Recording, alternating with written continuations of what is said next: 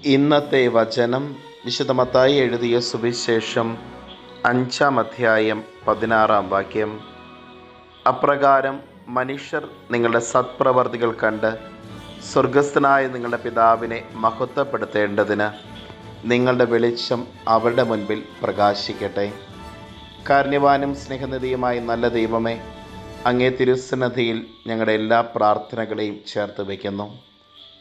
ഇന്നേ ദിവസം ഈ തിരുവചനം ധ്യാനിക്കുമ്പോൾ നാം കണ്ടുമുട്ടുന്നു. ഇന്നത്തെ ലോകം പലവിധ അന്ധകാരത്താൽ നിറഞ്ഞിരിക്കുന്നു. നിരാശ, ഭയം, സ്വാർത്ഥത, വിദ്വേഷം, അഴിമതി എന്നിവ മനുഷ്യരുടെ ജീവിതത്തെ ഇരുണ്ടതാക്കുന്നു.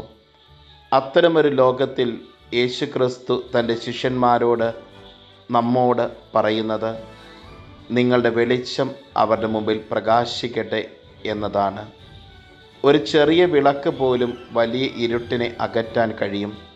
അതുപോലെ ദൈവമക്കളായ നമ്മൾ ഈ ലോകത്തിൽ വെളിച്ചമായി ജീവിക്കാനാണ് വിളിക്കപ്പെട്ടിരിക്കുന്നത്. വെളിച്ചം എന്നത് എന്താണ്? ഈ വചനത്തിൽ യേശു പറയുന്ന വെളിച്ചം നമ്മുടെ സ്വന്തം മഹത്വമല്ല, അത് ക്രിസ്തുവിൻ്റെ ജീവിതം നമ്മിലൂടെ പ്രതിഫലിപ്പിക്കുന്നതാണ്. യേശു പറഞ്ഞു, ഞാൻ ലോകത്തിൻ്റെ വെളിച്ചമാകുന്നു. അവനുമായി ചേർന്ന് ജീവിക്കുമ്പോൾ അവൻ്റെ സ്വഭാവം നമ്മിൽ പ്രത്യക്ഷമാകും.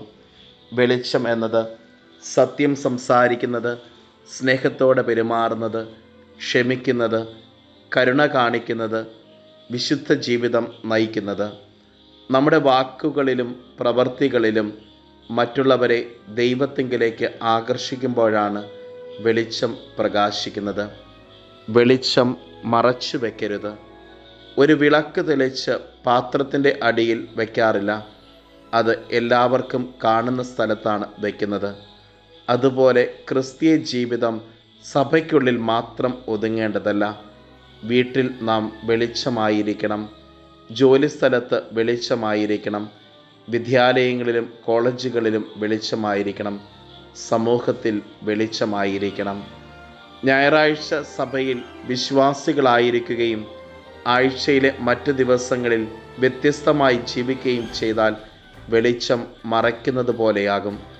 ദൈവം നമ്മെ വെളിച്ചമാക്കി വച്ചിരിക്കുന്നത് ലോകത്തെ സ്വാധീനിക്കാനാണ്. സത്പ്രവർത്തികൾ ആളുകളെ ദൈവത്തിലേക്ക് നയിക്കുന്നു.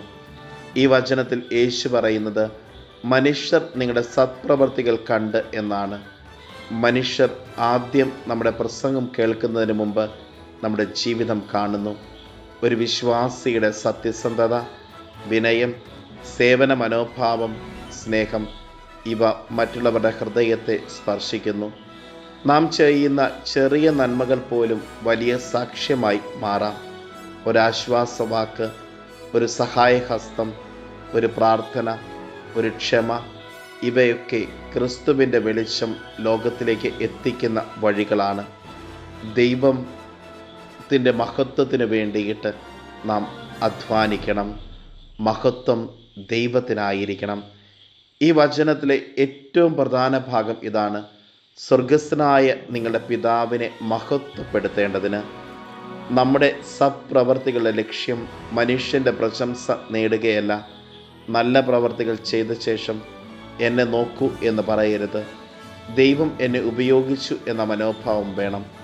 ഒരു കണ്ണാടി സൂര്യൻ്റെ വെളിച്ചം പ്രതിഫലിപ്പിക്കുന്ന പോലെ നമ്മുടെ ജീവിതം ദൈവത്തിൻ്റെ മഹത്വം പ്രതിഫലിപ്പിക്കണം. മനുഷ്യർ നമ്മെ കണ്ടിട്ട് എത്ര നല്ല മനുഷ്യൻ എന്ന് മാത്രം പറയാതെ ഇവൻ്റെ ജീവിതത്തിൽ ദൈവം പ്രവർത്തിക്കുന്നു എന്ന് പറയട്ടെ. ഇന്നത്തെ കാലത്ത് വെളിച്ചമായി ജീവിക്കാം. ഇന്നത്തെ സമൂഹത്തിൽ വെളിച്ചം ആവശ്യമാണ്. വിദ്വേഷത്തിന് പകരം സ്നേഹം കാണിക്കാം, അസത്യത്തിന് പകരം സത്യം പറയാം, സ്വാർത്ഥതയ്ക്ക് പകരം സേവനം ചെയ്യാം, നിരാശയ്ക്ക് പകരം പ്രത്യാശ നൽകാം. ഒരു ചെറിയ മെഴുകുതിരി പോലും ഇരുണ്ട മുറിയെ പ്രകാശിപ്പിക്കുന്നു. അതുപോലെ നമ്മുടെ ജീവിതത്തിൽ, നമ്മുടെ വിശ്വാസ ജീവിതം, കുടുംബ ജീവിതവും സമൂഹ ജീവിതവും അവരൻ്റെ ജീവിതത്തിലേക്ക് ഒരു സ്വാധീനമാക്കി നമുക്ക് മാറ്റാം. അമ്മേ മാതാവേ, ഞങ്ങൾക്ക് ഓരോരുത്തർക്കും വേണ്ടി അങ്ങേ തിരുക്കുമാരൻ്റെ പക്കൽ മാധ്യസ്ഥം യാചിക്കണമേ. നമ്മുടെ കർത്താവ് ഈശോ മിശിഹായുടെ കൃപയും പിതാവായ ദൈവത്തിൻ്റെ സ്നേഹവും പരിശുദ്ധാത്മാവിൻ്റെ സഹവാസവും നാം എല്ലാവരുടെയും കൂടെ ഉണ്ടായിരിക്കട്ടെ, ഇപ്പോഴും എപ്പോഴും എന്നേക്കും. ആമേൻ.